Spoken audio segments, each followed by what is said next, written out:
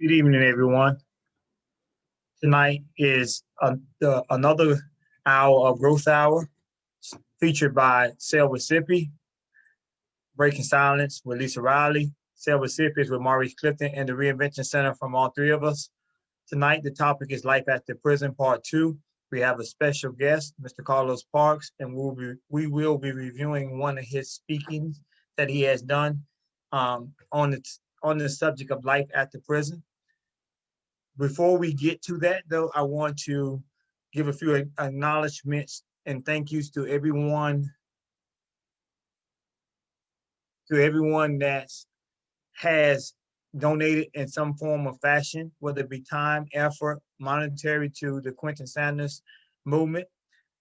We want to thank all for that and know that we are diligently working towards that. And we will be having in the very near future some t-shirts for purchase for Mr. Sanders. We already have wristbands that's for purchase for Mr. Sanders. You can go on Lisa Riley page, you can go on my page, you can go on Betty Sanders page, or anyone that's associated. Maurice, you can contact Maurice, Clifton, anyone that's associated with the Sanders movement can help you with that. We will also be hosting a raffle. We're actually going to be hosting two raffles, one for ladies and one for men. However, we do not discriminate against any gender. So if anybody would like to be involved with one that's particularly for women, we don't care, and vice versa. The one for women, I'm gonna give you a brief description of that. Will be 3 bundles of hair that can be mailed to you if you are out of state, and given to you if you are in state. The tickets will cost $10. The actual pull date will be the raffle went in on December the 1st. I apologize.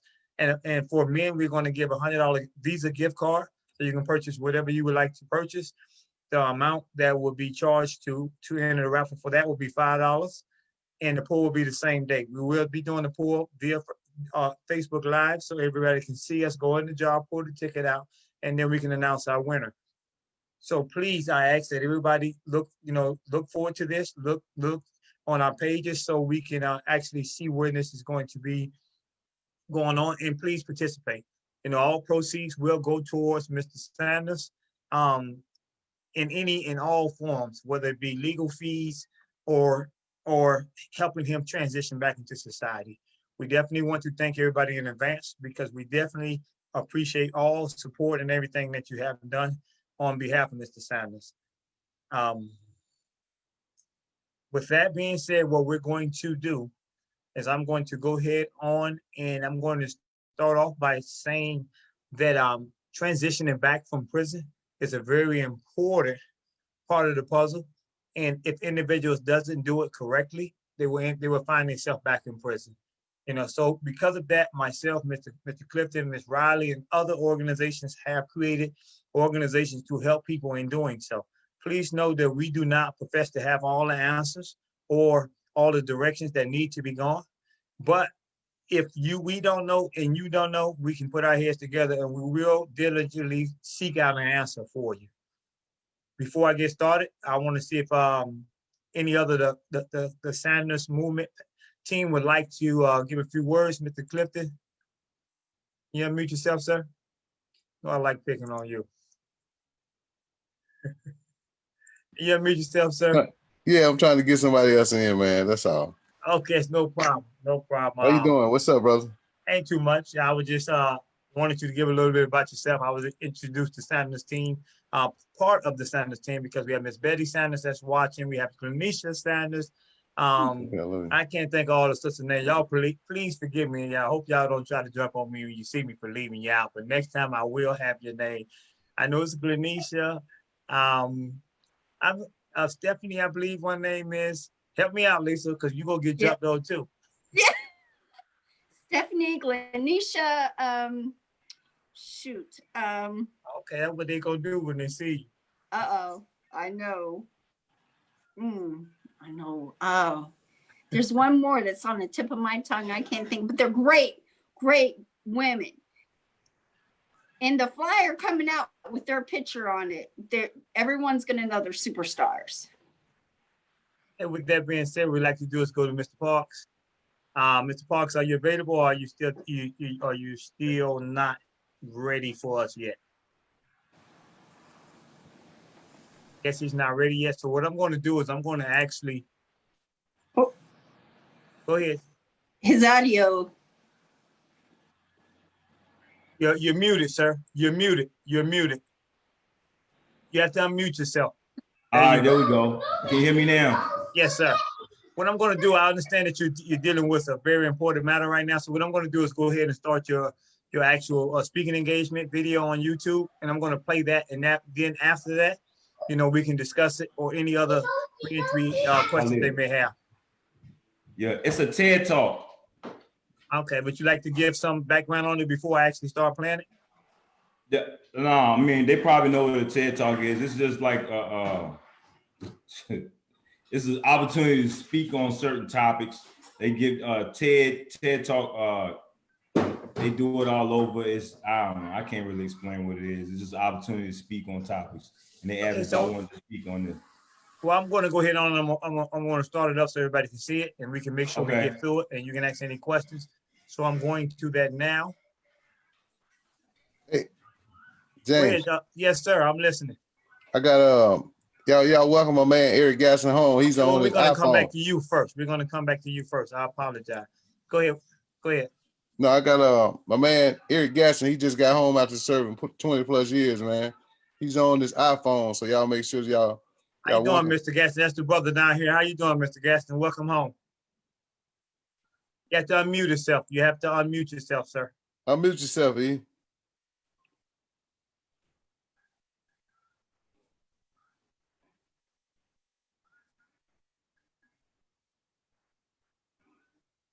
What?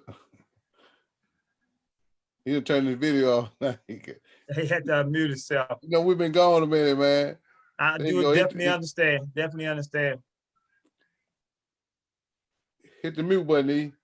Yeah. There you go, brother. There you go. Okay. Welcome What's up, brother? You all right? Yes, I'm well, brother. How you doing? All right. That's my brother James right there, man. He's like when you and I used to work on stuff in Unicorn, he and I used to do the same thing, man. Oh yeah? Yeah. So that's good. Yeah. It's nice to meet you, James. Hey, likewise. Welcome home, brother.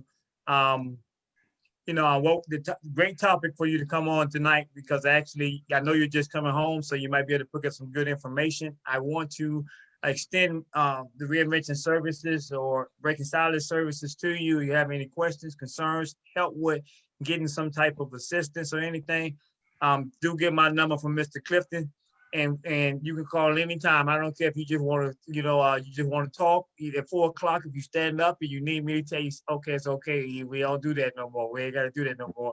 Definitely reach out to me, and I extend everything to you, brother, because I understand the transition. I went through it just like you're about to go through it. Gratitude. All right, you go ahead, James. I'm gonna go ahead and I'm gonna start this gentleman's situation now.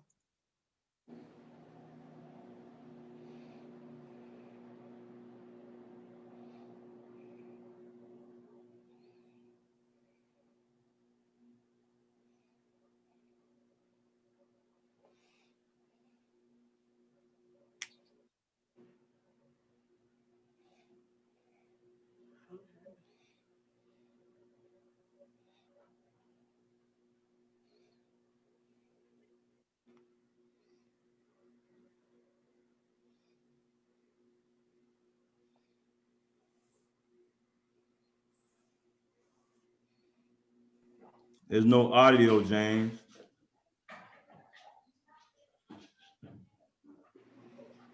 Make sure you hit the option to share your sound.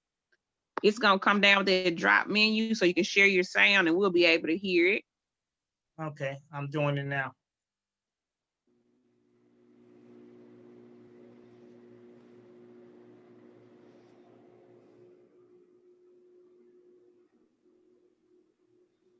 Did you see it? It comes down with the toolbar and it's gonna give you some options to the side and it's gonna ask you to it's like right at the bottom, share computer sound. And this was in 8th grade. There you go. I was starting to see I want to that start it over so we can go back to it. That's what I'm gonna do. And thank you. R equals O, or event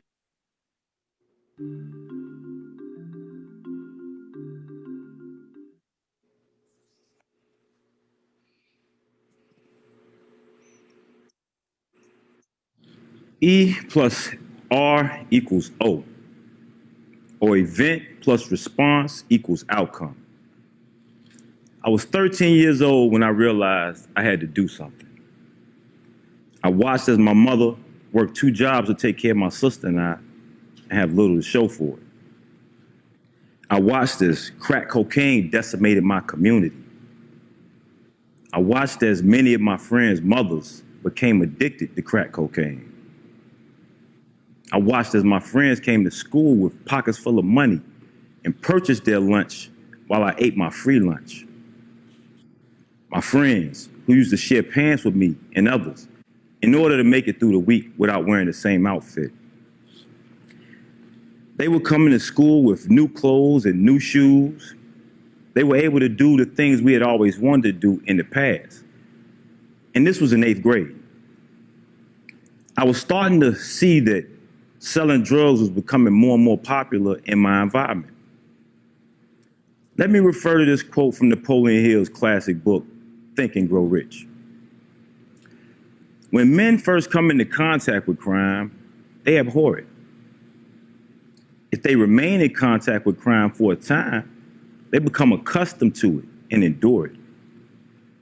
If they remain in contact with it long enough, they finally embrace it. Growing up, I witnessed all types of crime. My early role models were numbers runners and drug dealers. It was common to witness fighting, shooting, drug transactions, robbery, and more. I soon became a participant in these crimes, and by the age of 14, I began selling drugs. It seemed as if everyone around me was selling crack, so I soon followed suit. I sold crack, and over the years, I became very good at it. Wasn't long before I was a big-time drug dealer or kingpin. I had made a name for myself in the streets, and I was well respected. But was it worth it? I stand before you today speaking from a position of experience. I served 17 years of a 30-year federal prison sentence. My release date was 2026, before I had my sentence reduced to 20 years. That reduction in my sentence was a new lease on life. I have been home now a little over 5 years. I came home focused. I was a certified personal trainer, so my first job was at the gym. I looked the part, and I loved the job, but things did not work out, and I left. I had many other jobs after that, and I used each as a stepping stone, and I learned from all of them. I went on to become a loss prevention agent at a local grocery store chain before getting a job at a beer warehouse where I learned to operate a forklift and became a certified beer server. After that, I became a certified peer support specialist in the realm of mental health. And finally, a licensed North Carolina real estate agent. I am a homeowner. I sit on the board of a nonprofit organization, Fathers United. I founded my own nonprofit organization, Versatile Development Group. I am the brand ambassador for a nonprofit organization, Village Minded. I'm a mentor, a life coach, inspirational speaker, and a member of the Delhi Eagle Speakers Bureau. I have a millionaire for a mentor, Mr. Joe L. Dudley. I've had my artwork displayed in galleries, and I've sold pieces all over the United States. I did all this in spite of my 17 years of incarceration, but I was not always this focused and took a considerable amount of growth to get to this point. Early in my incarceration, I was very bitter. I was a 24-year-old boy when I left society, and I was mad at the world. I felt there was no way I deserved a 30-year sentence. I was in an institution with a lot of guys with life sentences. I was surrounded by individuals who had little to look forward to. The energy was low, and it soon rubbed off on me. I started to feel as if I may as well have been given a life sentence. Well, my attitude only got worse when I got my first cellmate. I ended up with a guy with 5 years. I hated this dude. I hated the fact that he had a 5-year sentence and he cried about it every day. He cried about his 5-year sentence to a guy with a 30-year sentence. At some point, I decided I was going to kill my cellmate. I don't know where I came up with this stupid plan, but I made the mistake of sharing my intentions with some of my lifer buddies. Well, I got screamed on and cursed out badly for it. This big dude from Indianapolis named Big L let me have it. He called me stupid and a lot of other things I cannot repeat. He told me to stop crying and to be glad that I had an exit date. He said that his exit date was when he was deceased. See, Big L understood that although he walked in that prison, that he would be carried out in a box. Well, I was embarrassed by the way Big L screamed on me, but I was also not crazy. See, Big L was the largest human I have ever seen. Plus, he had a life sentence. So I just listened to him and I changed my attitude. Big L changed my life that day. That was one of 2 major points of transformation I experienced while incarcerated. The second, Toastmasters International came to Pollock, Louisiana while I was housed there. Toastmasters was an international speaking organization. I learned while attending their first meeting that they boasted a 1% recidivism rate in their workshops in the state. We were to be the first established chapter in federal prison. That was all the convincing I needed. I joined. Joining Toastmasters was a great move on my part. It helped to make me a more confident communicator. It also set me on course to becoming an internationally recognized inspirational speaker. Toastmasters was a breath of fresh air to all of its members. We were in a hostile environment with very little solace. Our meetings became our solace. It was saddening to me when I was shipped to another institution and they did not have Toastmasters. I tried to get the program implemented at every institution I touched after that, but they were reluctant. Fortunately for me, not long after leaving Pollock, Louisiana, I had my sentence reduced to 20 years. That left me with roughly 5 years to my release date. I spent every day of that 5 years preparing for my release. When I was released, July 1st, 2015, I was ready. I felt I was prepared for every variable the world had for me. I had my family support in place. I had my short-term goals and my long-term goals written down. I had even vowed to abstain from female contact for 30 days after my release in order to concentrate on what was important. I immediately began my job search, and I immediately ran into problems. I could not figure out how to explain the 20-year gap in employment.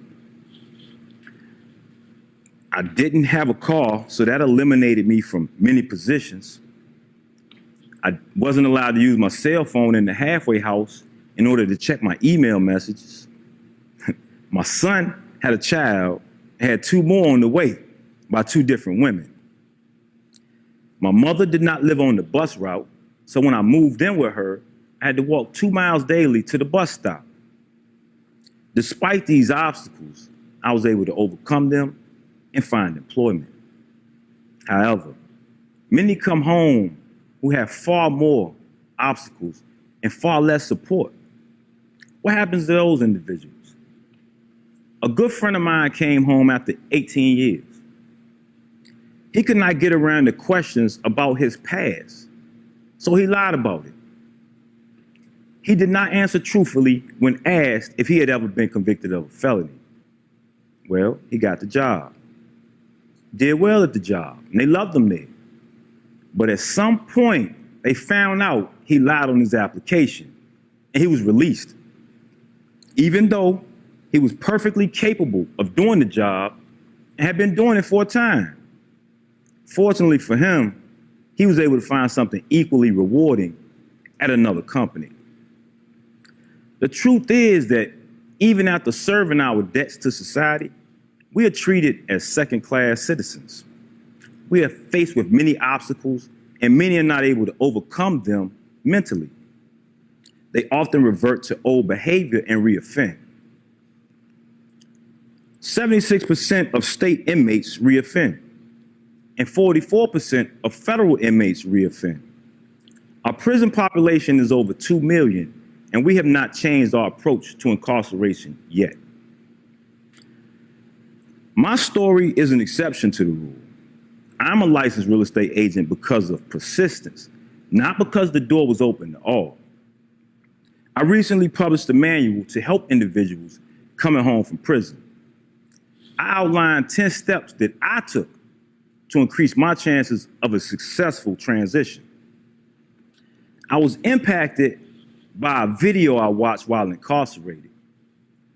It was about a guy from Richmond, Virginia, who came home after 14 years. He had a positive attitude and a supportive family like I did, and he went on to become one of the top car salesmen in the city. He was featured in a commercial, and he made very good money. That video changed my outlook. Before seeing that video, I thought I would be relegated to a life of fast food jobs and minimum wage. After seeing that video, I became more ambitious.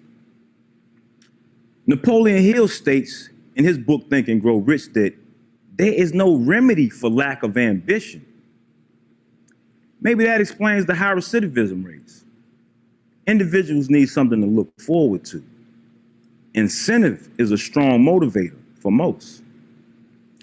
If you think that you will be relegated to a life of fast food jobs and minimum wage, then it is easier to get back into a life of drug dealing and stealing. There's higher risk, but there's also greater reward.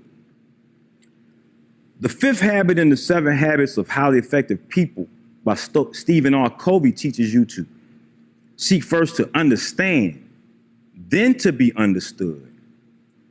If we don't try and empathize with the situations of our brothers and sisters, then we will never truly feel for them.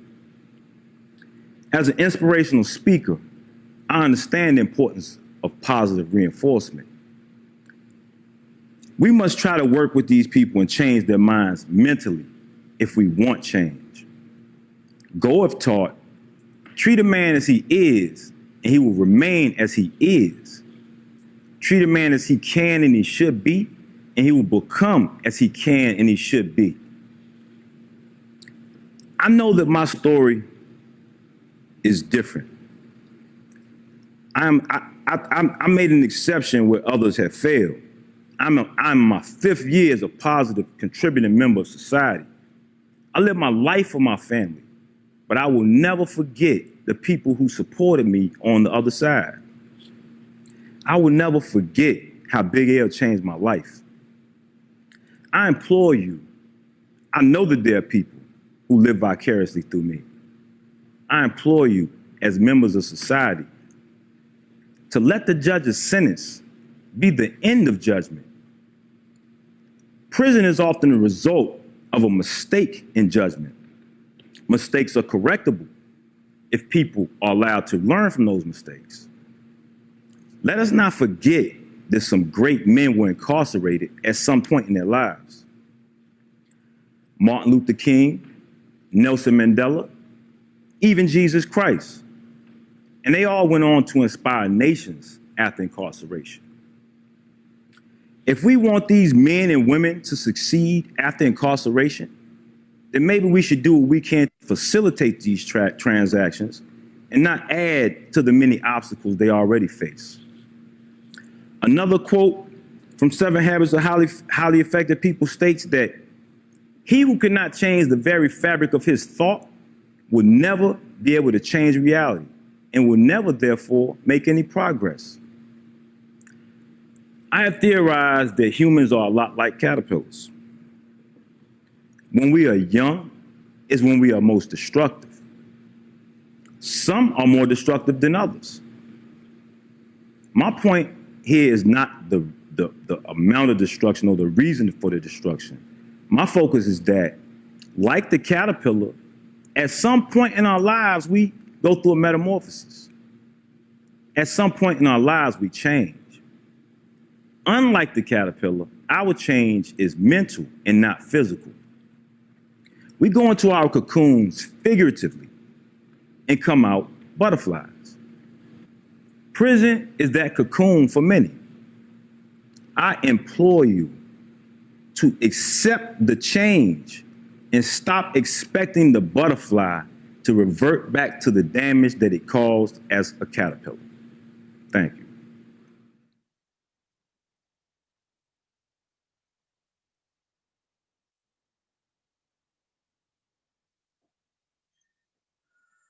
Well, definitely some good information. And hold on one second. Definitely some good information. I'm glad to have him aboard. Once he gets himself situated, I will open up the floor for anybody to ask him any questions or anything.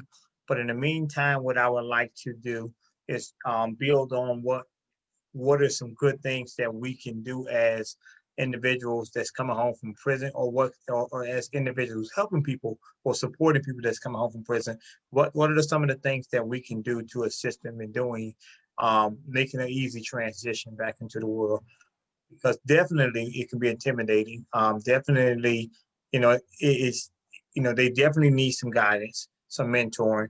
I spoke to actually a gentleman on the phone this week, and he was telling me that it was definitely hard for him, and because seeking employment was hard, and as the brother had spoke, the actual trying to get transportation back and forth to work, now, it can be overwhelming, because when we were in the inside, we didn't have to worry about transportation jobs, making sure that the household was straight, amongst a lot of other things.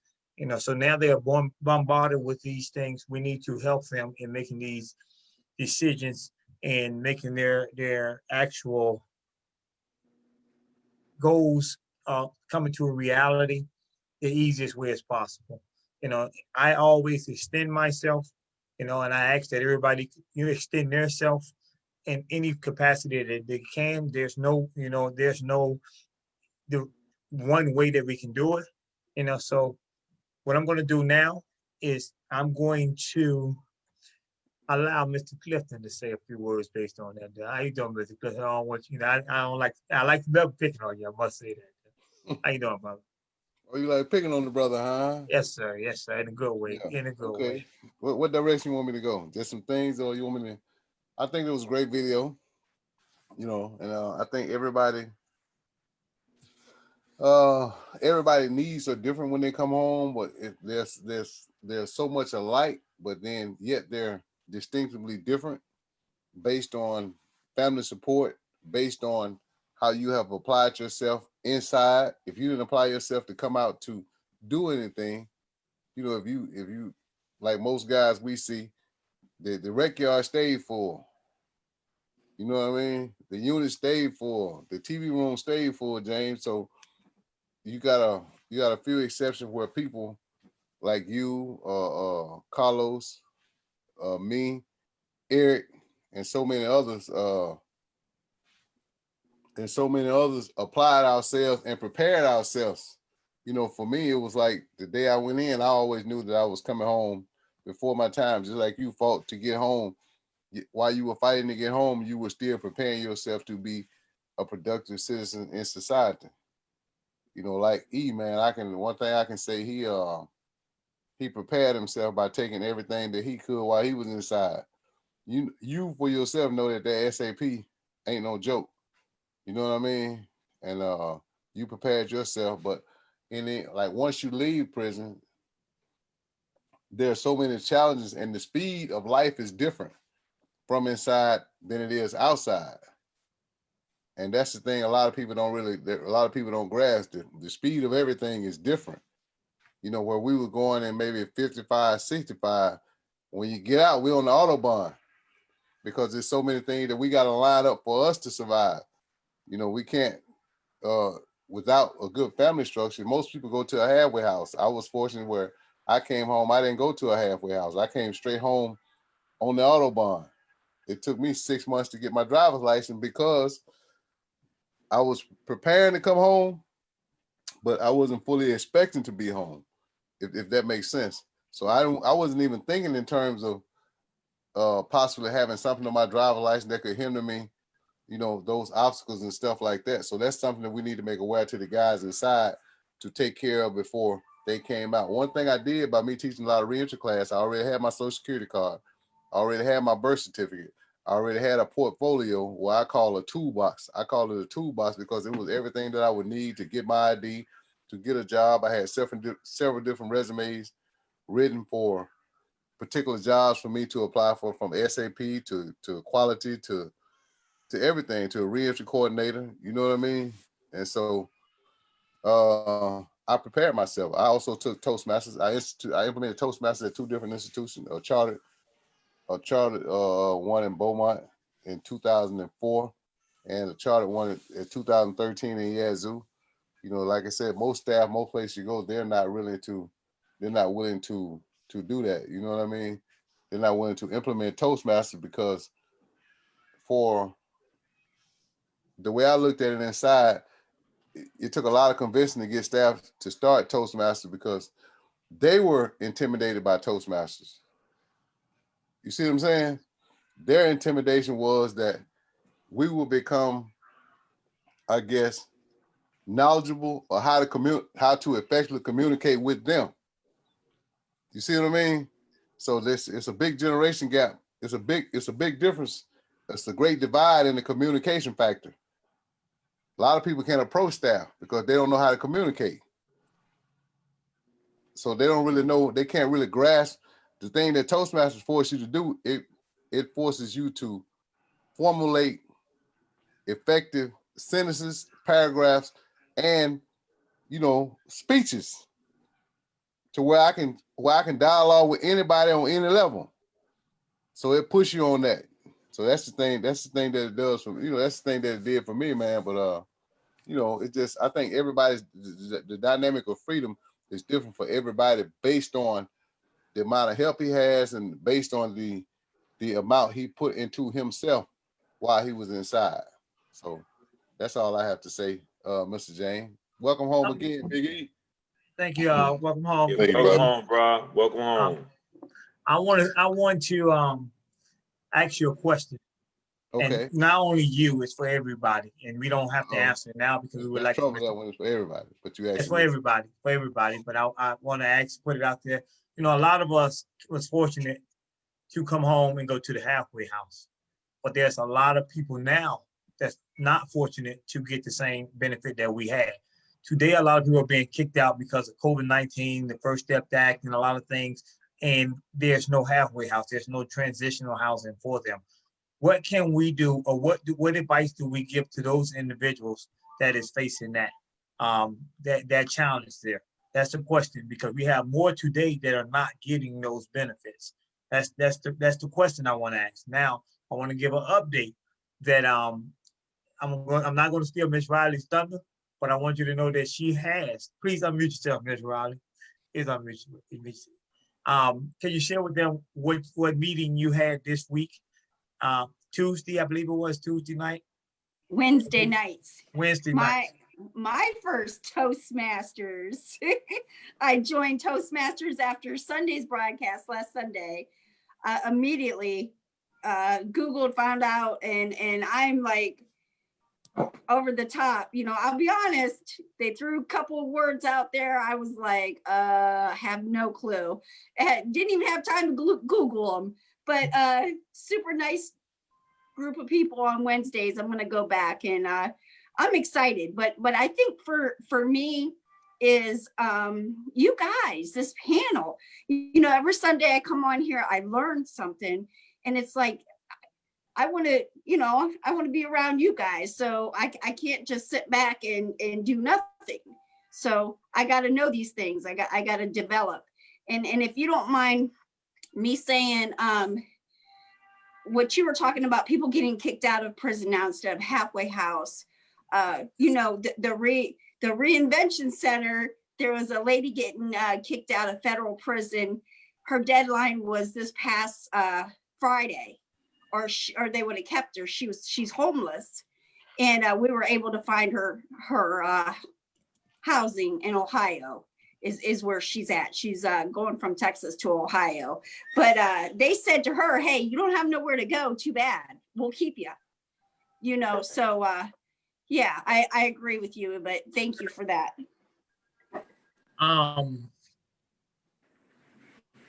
Mr. Parks, what I'm going to do is I'm going to turn this over to you. But before I do that, I want you to know that I also Googled Toastmasters, and I am also looking to start my first meeting on the first Friday of the month. It's every first Friday and third Friday of the month, so I will be attending that as well. I want you and Mr. Clifton to know that y'all have inspired me to move on some things that I've been procrastinating about.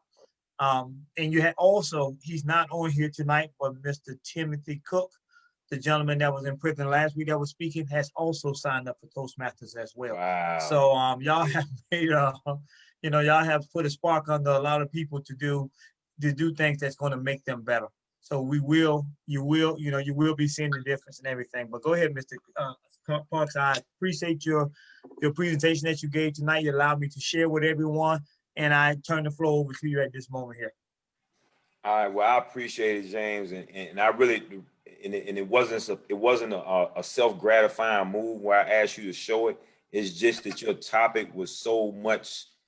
I mean, it was directly in line with what I was speaking about. So I felt like it. You know, we had to show this because all right. So I came home in 2015, and you know, I after multiple jobs or positions, I was never terminated from any. I just always found something better. So that's one of the things I put in my manual. Look, never get complacent with where you're at. It always can get better. So continue to drop your resume. And that helped me, right? So when I got this real estate position, when I became a real estate agent, and this is a licensed position, I'm like, well, I was stuck between a rock and a hard place because I didn't really want to, you know, this side of me out there because people who work with me don't know about my past. But I also felt like I was obligated. You know what I'm saying? I'm obligated to continue exposing injustices in our criminal reform system. So like I was crushed. Like, should I just shut up and just be a real estate agent and not let people know who I am, or should I continue to push because I have been given a platform and a stage to do it on? And I said, man, I'm gonna keep going. Whoever don't want to work with me, don't want to work with me. I don't want to work with them anyway. If they're gonna allow that, to affect my professional performance. But yeah, I appreciate it, man. Yeah, like I it's all about the people we left, James. For me, you know, it's all I won't forget them. You know, and I feel like when I was like, why don't people know what's going on? So like somebody said, be the change that you want to see. You know what I'm saying? So that's what I'm trying to do. I feel like that's what we all trying to do. We're all trying to expose in some way or another what's going on, what society is pushing under the rug. You know, so yeah, that was the inspiration. They gave me an opportunity to speak, and I spoke. You know, I said how I felt, and I ain't gonna lie, Ted. They try to water it down. They try to you can't say really be too political. And listen, they gave me the platform. I used it. You know, so I like I said, when I said people live vicariously through me, that's the individuals I left in there with elbows. You know what I'm saying? Like, you know how it was, James, when you was in there and somebody go home, you always, man, what's going on with what's the name? We were always wondering, you know, how our guys were doing, how they fared when they get out, and you hate to hear, oh, he violated. Man, that was the most, or to see somebody come back in. Like, we saw recidivism. You ain't gotta tell me about the numbers. We witnessed it. How many times one of my homeboys that I knew was not gonna do right, before he went home, James, this was at Petersburg where we was at. Before he went home, I said, leave me your shower shoes. I'm gonna hold them for you for when you come back. That's exactly what I told him. That's exactly what I told. And you know what? He came back with 10 bullet holes in him and 7 knife wounds. They tried to gut him. They tried to destroy him out there. What happened was he had 2 ounces of weed in his pocket when he got victimized. Shot 10 times and stabbed 7. And he lived. And you know what they did? They violated him and sent him in for them 2 ounces of weed. But hey, you know, that's why recidivism is real, man. Like, I don't play with that. Oh man, I violate. No, it's real. But it's gonna lead us to a bigger discussion. But let's stay where we at right now. Definitely,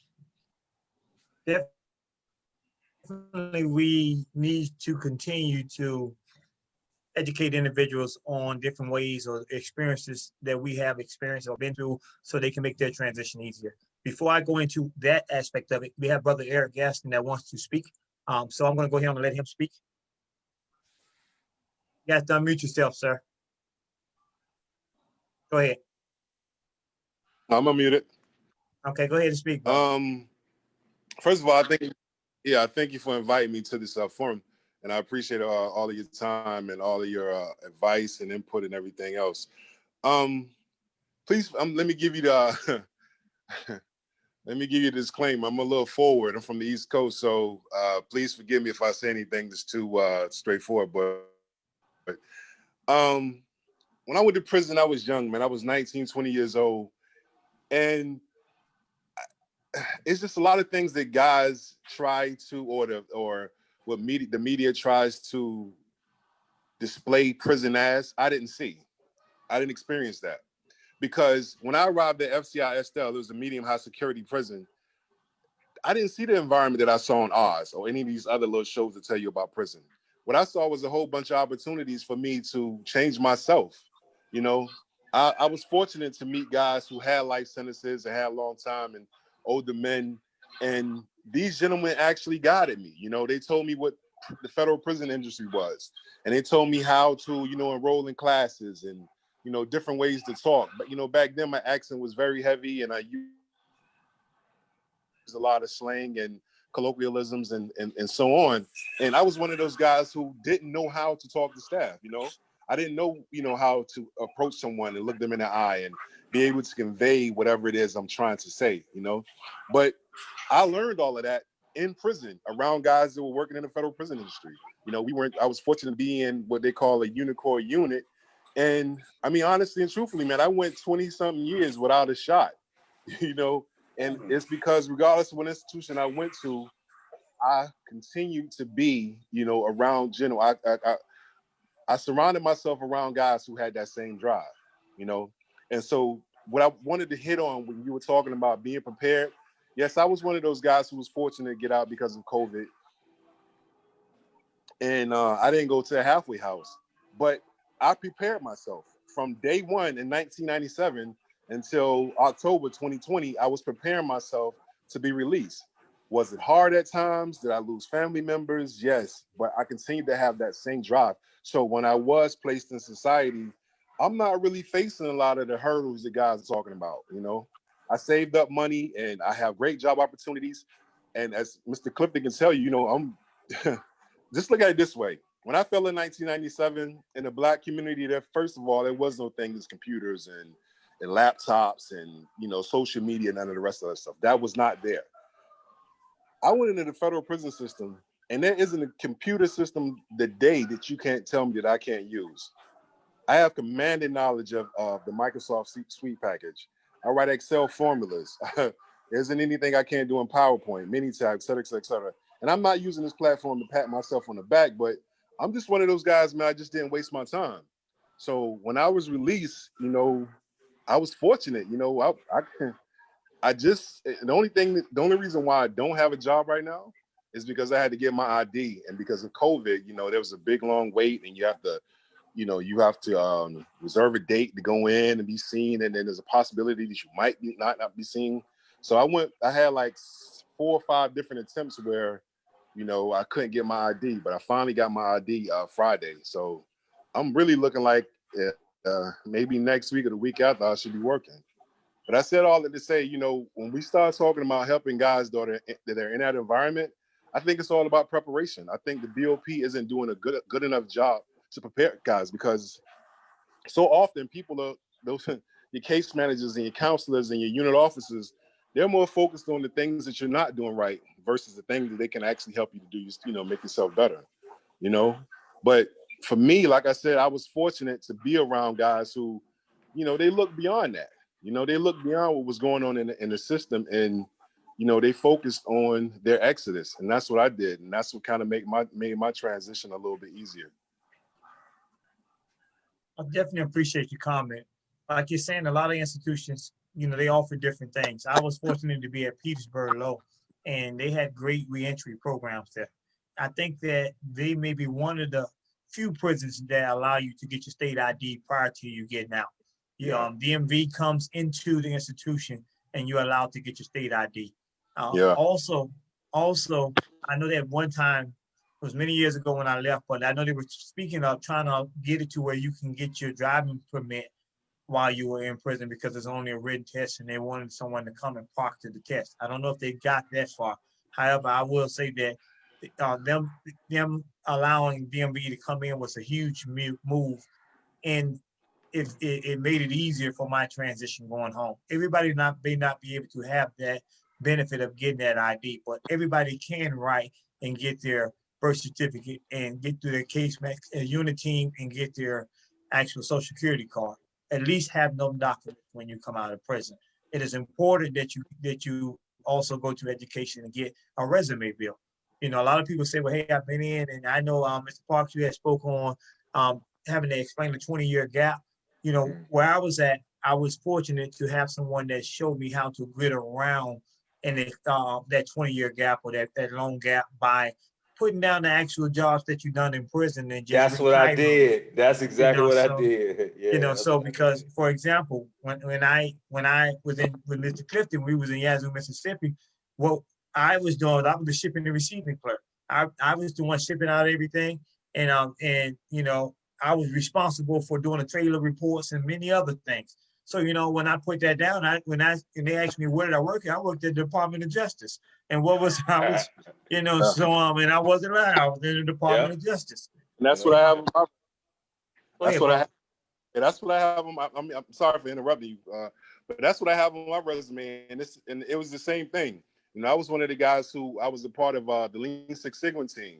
Right. You know, actually, I was the main organizer of the Lean Six Sigma team, and Unicor is it's a traded company. You know, it's on the line. So, you know, when I put that on my resume, honestly and truthfully, what I've seen, just to be completely honest with you, a lot of these companies aren't really caring much about you having a record. It's just about what value you can add to their company.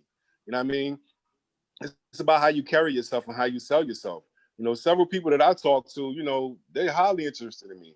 It's just, you know, I had to get my state ID and everything else together and, you know, go from there. But, you know, I mean, like I said, this is my first interaction with this forum, but I really would like to focus on, you know, what we can do for the guys that are in there, you know, that are still in prison, you know, as far as preparing them, making sure they have a complete package before, you know, they're 6 months out, or while they're applying for COVID or any type of habeas corpus or whatever. You know what I mean?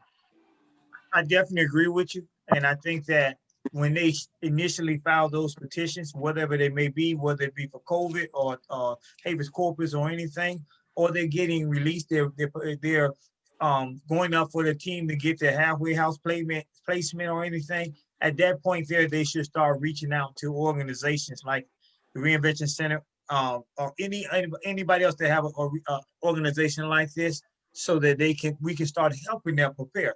And this is one of the reasons why we do this, because we want all families. This is what we do. So reach out to us. We can be,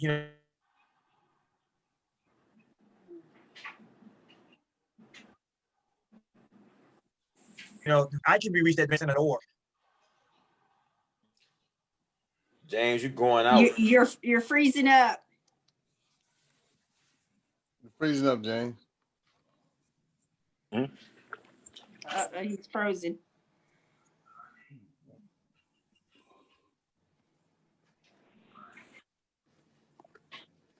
All right, yeah, he's frozen. So yeah, I understand that, even. I think that the biggest thing we can do is try to you back, you unfroze? Can you hear me? Yeah, you went to the Twilight Zone on me, huh?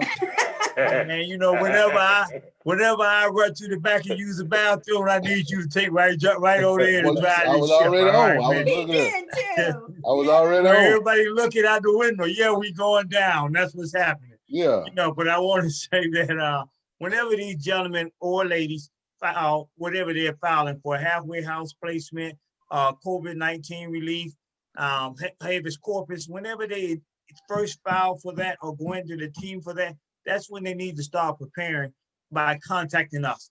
I can be contacted at the reinventioncenter.org. All my contact information is on that website I just gave you. If you need someone in a different location, Miss Riley's in Ohio, Mr. Clifton's in Mississippi, Mr. Parks is in North Carolina, and so forth and so forth. We have gentlemen that we displaced all over the United States. So at that point, what I need you to do is just contact one of us, and then we can start walking you through the process, helping you get your resume. Or I love this because it worked for me. I like to circulate my resume before I even get out of prison, so I can have a contact or a lead on some jobs. And I say circulate your resume, send it to me. I'll send it to staffing agencies. I'll get you a contact person. And I already have these people in place because of the organization that I have. So I can go ahead and slide you in and make your transition a little bit easier. If you need information on where to get your birth certificate at, contact me. I'll send you the address to the state that you were born in. Doesn't matter where you were born in. I'll help you get that information. So with that being said, I go along with Mr. Gas, Mr. E. I want you to know that we preach that preparation starts from the inside. It doesn't start once you get out. If you don't put yourself in a position to be successful, there's nothing that we can do for you. So if you go in there and you're sitting down and you're playing cards and you're watching TV, or you're sweating your ticket and all that stuff there, not doing anything else, then ain't nothing I can do for you. If you come out with no skills, you have nothing to prepare. Everybody that you hear speak, Eric, Mr. Parks, everybody that you hear speak has taken the time out to obtain some type of marketable skills. Whether it be through Unicore, whether it be through education, whether it be through correspondence, everybody has done that. So it's important that we do that. I haven't heard much from my counterpart, Ms. Riley, so I'm gonna go ahead and let her speak now. I agree with everything that you guys are saying. And again, I encourage people, whether you're just coming home or whether you've been home for years, like myself, you have to get you a solid circle. And I, not that I'm biased, but this is a solid circle. You guys have so much education with each and every one of you. And not only that, you don't mess around. You just say it how it is. And sometimes people need that. They generally need that. But let me say this for the women. We don't hear too much women coming home. I get it. I'm in Ohio and I was in Marysville. So if I can help, please contact me. And, inbox me, hands down. I will do the best I can do for you. Thank you, Ms. Riley. I kind of believe that. You are an individual that sincerely puts up a fight for the women. It's unfortunate that we don't have as many women like yourself that comes onto this actual platform and extend the services like they do. But we can't forget the women because they are they are human just like us, and they face the same trials and tribulations that we face. So definitely we need to make sure we get all of them done. Again, I want to go back to the question of this here. And anybody can chime in at the time. What do we do, or what can we do for the individuals that just getting put out into the street without no benefit of no halfway house or anything like that? Because it is a shell shock. I've seen 2 or 3 different people in that position, and it's kind of like instead of working from the front to the back, it's like working from the back to the front, and they're kind of like in a frenzy because there's they didn't have time to transition into it. They were just thrown into the lion's den, so to speak. Anybody? I got Go a ahead, bro. suggestion, Go right? ahead. So I was fortunate. I see it as being fortunate that I was able to go to the halfway house, however brief it was. I wasn't there long. The reason why I felt it was a benefit to me is because I didn't come home and immediately become another responsibility for my mother. I got to come home. I had a job. I got a job while I was in the halfway house. So by the time I got out of the halfway house and moved in with my mother, I was already producing my own income. I was able to put groceries in. So, I was able to do things. I wasn't a dependent. So if you come straight home from prison and you go straight into wherever you're going to be with your lady or, a parent, a relative or whatever, you become somewhat of a dependent because you depend on this individual for transportation, unless you were doing like I was doing. I caught the bus. I didn't want to be dependent on anybody else. So everybody's situation is different, but the majority of those people are going to come home and their loved ones are going to be faced with that burden, that would normally be taken by the halfway house. When I was in the halfway house, they fed us. We ate at not Shoney's, Golden Corral every day. Our lunch was at Golden Corral. And the only meal we didn't go out to Golden Corral to eat was served. We got breakfast there, but lunch and dinner, we caught the bus to Golden Corral and our food was there.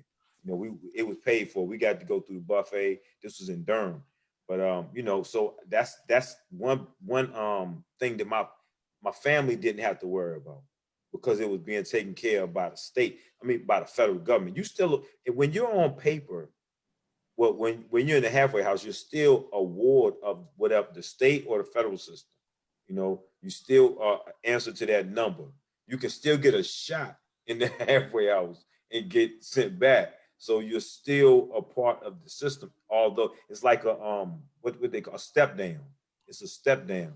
But the people who don't have that, I think the federal government should be responsible for a stipend to each family that has to take on that burden immediately from prison into their household. They should get some type of money towards the care of this individual, because normally that individual will be in the halfway house and they will be cared for by the federal government. I know the state doesn't do it, like state will boot you right out. But in the feds, if you came home from the feds, you would normally go to a halfway house, which is still paid for by the government. So because these individuals are not going to the halfway house anymore, that money is going where? See, nobody even think about that. They get money to take care of you while you're in the halfway house. If you're not going to the halfway house, where is that money going? You see what I'm saying? So the halfway houses are individually owned, but they have contracts with the federal government. The one I was at was called Troy House. The one here in Greensboro is called Dismas Charities. They have a contract with the federal government to house these individuals. They get paid per body or whatever. So the government gets money. I forgot how the money is distributed, but they get the money to pay for these individuals to go to halfway house. So what are they doing with the money that they're getting for these individuals to go to halfway house if they're not going to halfway house anymore? That money should go to the families. That's my suggestion. That's just one, and that's just off the dome. I ain't put a lot of thought into it. I just, Great idea, brother. I want to piggyback off what you're saying. It kind of made me think of this. I don't know how we can do it, so I asked everybody to give some input on it. Not today; it can be in the future, but get some input on it. I think that we ought to try to get a GoFundMe or something going for the individuals that's coming home that doesn't have family or has family that is struggling and really is taking on the burden that's going to stress them just as well as the individual that's coming home. And we had to start a GoFundMe so we can, even if the government doesn't give them some type of money, that they can call or contact one of our organizations, and we can, at that point, give them a one-time donation as far as money-wise. The Reinvention Center helps people get work clothes, write resumes, get jobs, amongst other things. So money is what we need to try to raise in order to help people to take the pressure off of them initially. I say one time, but you have to keep in mind that it's just something to get them by, to get them started, opposed to them That's a good leaning on idea. us and continuously leaning on us. Yeah. I think that we need to do that. We just got to figure out a way that we can actually do it. Who's going to be the treasurer? How are we going to distribute it? How do we do what and stuff like that? I have no problem writing it up, hosting it, and doing that. I've done something before, so I have no problem doing it. We just have to find, like I say, an account that the money can go into. Even if it's a LLC, we start one of those, You can and then you can go from actually there go so we can have a business account. Go ahead, brother. you can actually go for just a basic not-for-profit, and you could do something using the platforms of Instagram, Facebook, or whatever. Just start a foundation, and like you said, it's just you're gonna have to have responsible individuals for it. Because, I mean, you think about it. I mean, how often do you hear rappers or people on TV talking about Fed time or people in feds, or how many celebrities have done federal time? So I really don't think it will be that difficult to have like a GoFundMe, to start it off like you suggested and get enough money to actually get the foundation going. Because I agree. I mean, I like what the brother said, Mr. Park said about, there being a stipend, but getting the feds to do something like that, that's take a lot of work, man. I mean, I agree. I mean, I truly understand this point, because that is true. A lot of people don't realize that about, the money that's attached to, when you go to the halfway house versus being on home confinement, At one time, for the brothers that's been in the feds, you can attest to this. At one time when we was going home, I forget what it was called, but they used to give us up to $500 per person upon their release. Right. Now they just did completely away from that. Now they're just kicking you out with no money and say, hey, go home. That was the money that was coming from the trust fund. See, that was before, I think it was around 2006 or whatever. They changed the trust fund, the way they actually send money out with the trust fund. Because you think about when I fell back in the late 90s, trust fund used to do everything, new TVs, new basketball, clothes, this, et cetera, et cetera, et cetera. But around 2006, they changed that. And so now what trust fund does is trust fund pays for, some of the officers' salary. It pays for the salary of the inmates that's on the compound. It pays all the inmates who work on the compound except for Unicorn. It pays that money. But before, though, the $500 you was talking about, that used to come from the trust fund. That extra 30% that they charge you when you go to commissary and you purchase something, that's what that money was going to. That's how we was getting the $500. But you're right. I mean, I think it was between 06 and 08, they changed that.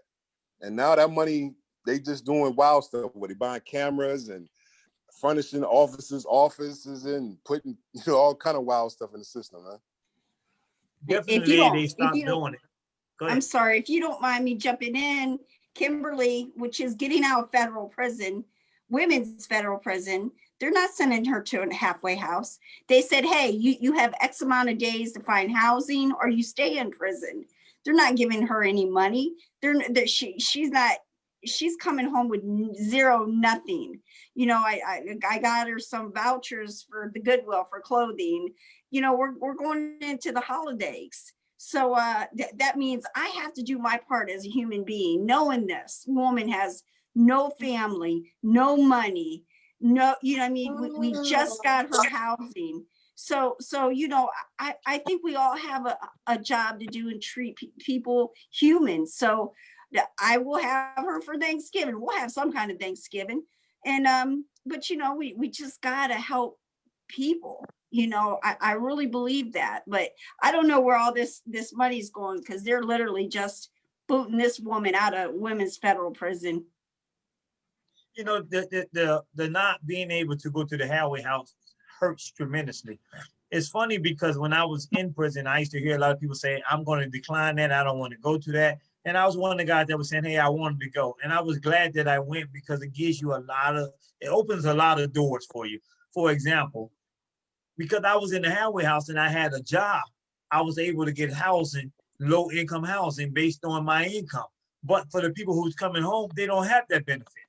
So now that, that's taken off of the table. Yes, they can go get, get Medicaid. Yes, they can go get food stamps. And eventually they can possibly get some housing if they get a job in an expedient fashion and can show that, hey, I do have some income. But again, we have to, come up with something, and that's why I suggest that we come up with some type of GoFundMe, because I know a gentleman personally, one of my co-defendants who done 30 years. He's done 29 years or something. He just got out. He's in immigration. They're sending him back to Jamaica. Man, man done 30 years in prison and done 20-some years before then. So he's 50-something years old. And, they're sending him back to a country he hasn't been in over 50 years. So, and with nothing. So how is he supposed to make it? Because the Jamaican government is not like the United States government. They don't have the programs that we may have to be able to go to Goodwill or go to a food bank and do that type of stuff there. So it's a big need for some type of monetary help or assistance, like Mr. Parker is saying, for these individuals. So I urge us to put our minds together. And again, it don't have to be today, but put our minds together, find a way to make this happen, because this needs to happen.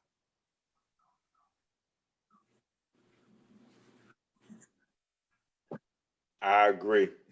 I agree. So I'm with you with the GoFundMe. I don't know anything about the GoFundMe, but I help. I could definitely share it on my page and do whatever.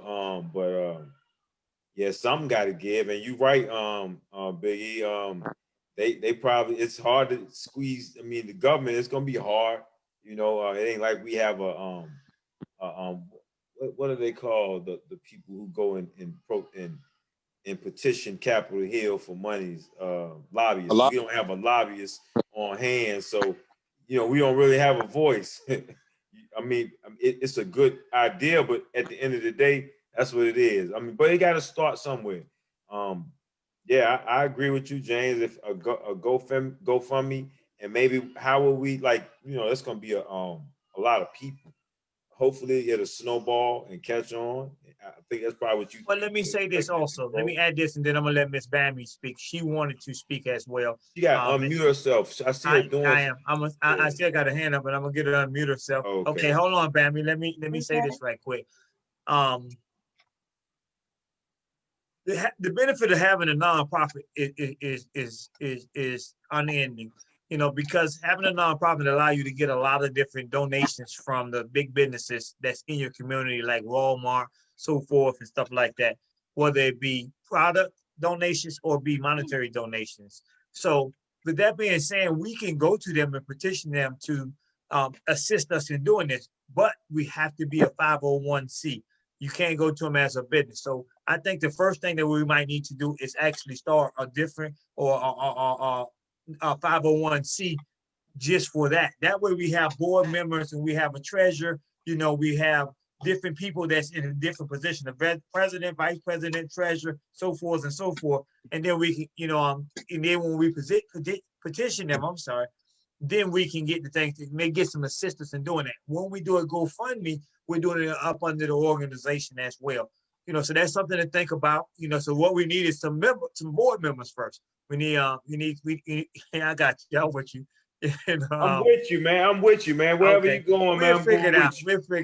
We'll figure it out, brother. I definitely appreciate that. We'll figure it out. Miss Bammy, how you doing? We're gonna move to Miss Bammy. Miss Bammy, I want to share with y'all a good friend of mine. She was working at the halfway house that I was fortunate to go to, and this is where I met her at. She's not like a lot of the staff that may be in halfway houses or in prisons. She was for us. She might have snuck me out to reach out. I'm joking. I didn't write no shots, though, I promise. Go ahead. I was joking. Go ahead, baby. How you doing? So I know you guys were talking about it. I'm trying to get through all my letters. The whole situation. And he sent me something in the mail. Social Security will give you so much amount of money for, I think it's every month That's or not every true. year. Let me stop you. That's No. not true. That's No. not true. It's supposed to be $310 for every month that you served in prison. You know, we've seen that 1,000 times, and that's not true. Let me cut you off. So, you know, you can let him know that is not true. You know, what Social Security is going to give you once a month is a letter telling you you have nothing coming, you know, and stop writing us. You know, so let him know that is not true. No, he said it to me like, I forget what it was though, but I was like, well, shoot, you've been in there, Miss 25 years. I know. I said, it's like $89,000. You know, Bambi, that's something that floats around the prison. And one thing I've learned about being in the inside is hope is what keeps people going, and hope is what keeps the prison kind of not in the uproar. So sometimes, you know, mysteriously we get some information that's getting circulated around that may be untrue. You know, so I'm telling you right now that is not true. And then my next question is, it's like not on that topic, but when you guys were talking about the birth certificate and social security card, okay? Now he does not know his social, and he said like the prison doesn't have it. Like at one point that they were like labeling him as a legal immigrant. Like they don't have his social anywhere. Like how could I get that? Like the prison, his case manager isn't helping. Like he sent me the form that he actually sent them, the request slip, and they're not even trying to help him get it. I need some help on this one, but I'm going to go off my cuff and say this here. I would start with where he was born at, getting his birth certificate, and then wherever he was born at, I would write to the Social Security office in that area and send a copy of the birth certificate and showing that, hey, I was born here, and ask was my Social Security number assigned from there, because the first 3 numbers of your Social Security number is supposed to represent what state that you were born in. You know, so that being the case, or where you applied at, let me say it that way. So that being the case, that's where I would start at. I would get his birth certificate from whatever state or place he was born at, and then I would write the Social Security office in that area and send a copy of the birth certificate. And now, do they have? Someone said they have to have his prison ID if he doesn't have an ID. Can they just take your birth certificate to get the Social Security card, or do you have to send your prison ID in? A Social Security card, you don't even have to send anything in. You could just fill out the form and send that in, especially if you know the Social Security number. If you don't know the Social Security number, I want to say that they ask you about your parents' what their maiden names is, stuff like that. It's been a while since I had to look at one. But I would urge you. Birth certificate in. Excuse me, go ahead. What you say, brother? He can send a copy of his birth certificate in with the form. And his dad can get his birth certificate, correct? He can get it. Yeah, he can well, get it. He like what it was is that he had to give his case manager $20. They were supposed to take off his books to get his birth certificate, and then they were gonna get a social. Well, he put in a request form to have it done, and they aren't trying to help him at all. So I'm gonna try to do it on my own. Where's he from? Pennsylvania. Pennsylvania? No, they got a book floating around called the Employment Handbook. It's got every address in it, in every library, in every library. Or he can write to Washington, D.C. to the Department of Labor, and they'll send him a book. It's going to have every by statistics office. Right. You're going to have every address in it, and it's going to tell you the procedure. He can write to them. It's going to tell him the procedure of how to get his birth certificate in Pennsylvania, with or without his Social Security. Has he ever worked? No, he's been in prison since he was 14. Since he was 14? Yeah, and he's 39. Yeah, so it's a possibility that they never applied. Family could have never applied for a Social Security card. Well, his mom had it, but she passed away, so he doesn't know where any of that is. If she had it, he can get it. All he got to do is have somebody.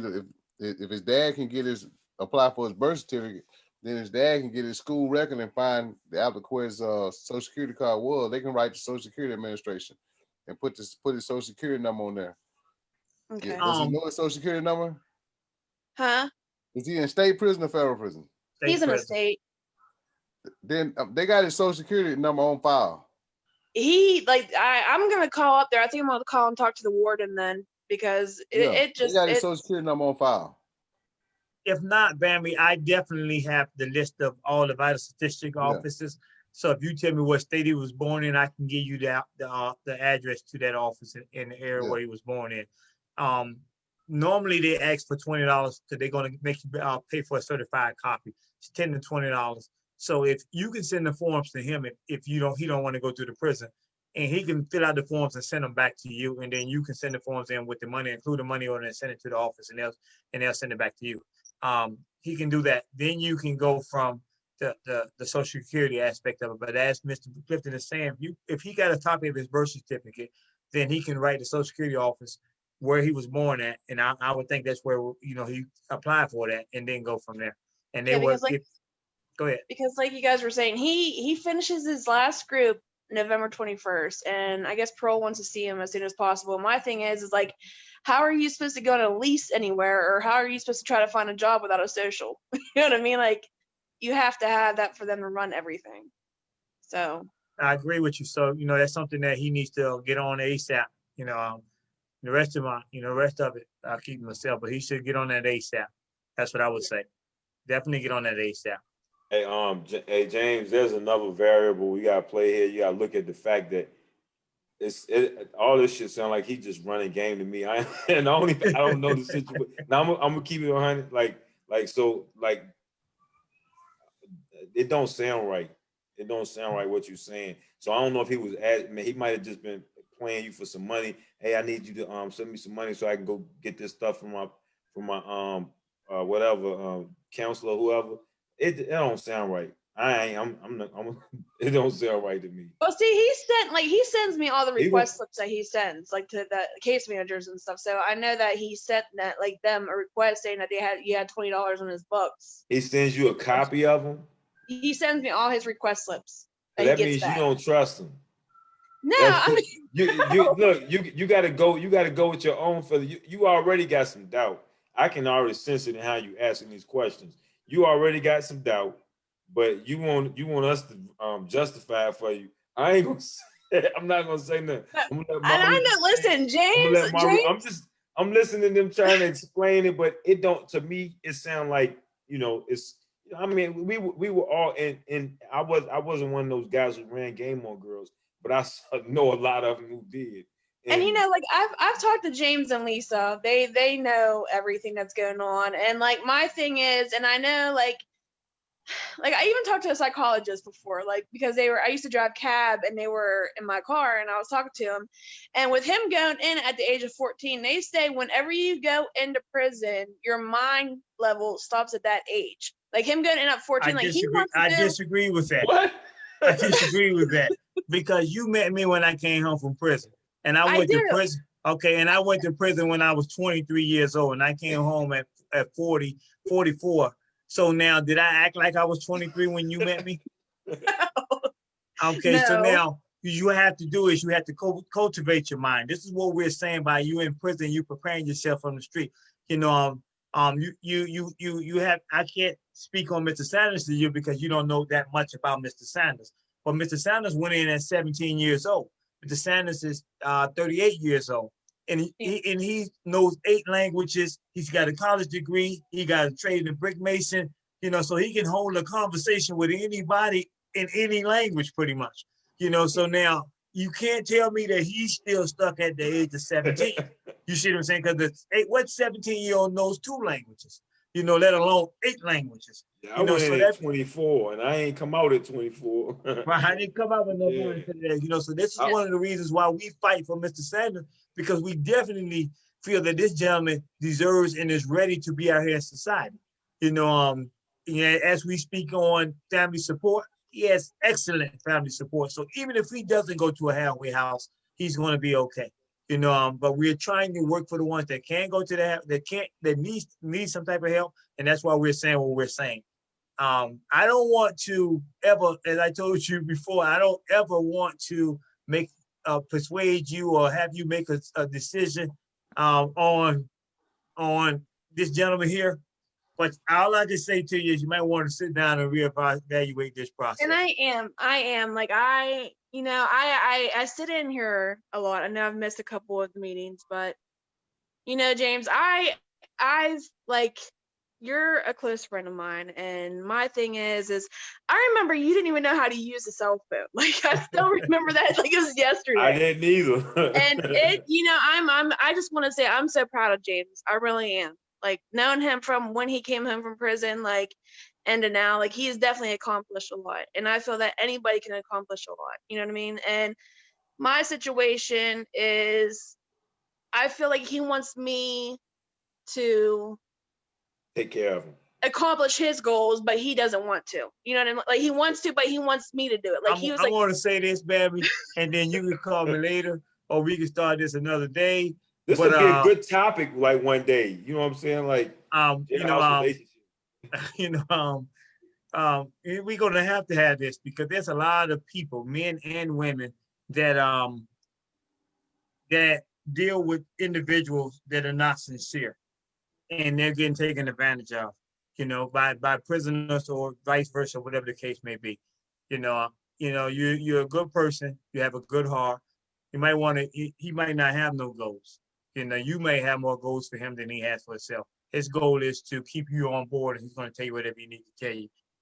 So I'm telling you this here, and I have to close this up because the time restraints. But you might want to sit down and reevaluate that. I try. I appreciate the brother Parks for giving it to you like that. But and I try to tell you I would never make a decision for you, but I would tell you, hey, I don't believe this and I don't believe that. But hey, he may have an unorthodox way of doing things. So I'll talk to you outside of the bar. I'm gonna call you when I get off of this. So, but other than that, we're going to get yell back at to me. Don't worry. no. I'm not going to do that. I'm not going to do that. What I want to do is I want to thank everybody for coming tonight. I want to, continue to speak with some people. I'm going to be reaching out to a few people that's on here. Mr. Clifton, I know you have Mr. E's information, and I definitely would like to get that because we need to form a nonprofit in order to get some funds together for individuals that's getting out that and family can't afford it or may need some assistance. So I see as a brilliant mind and all ideas, efforts, and all that type of stuff there is welcome. So with that being said, what we're going to do is we're going to wrap this up tonight. I thank everybody for coming, and I look forward to seeing you next week. Y'all have a good night. Thank you. Peace.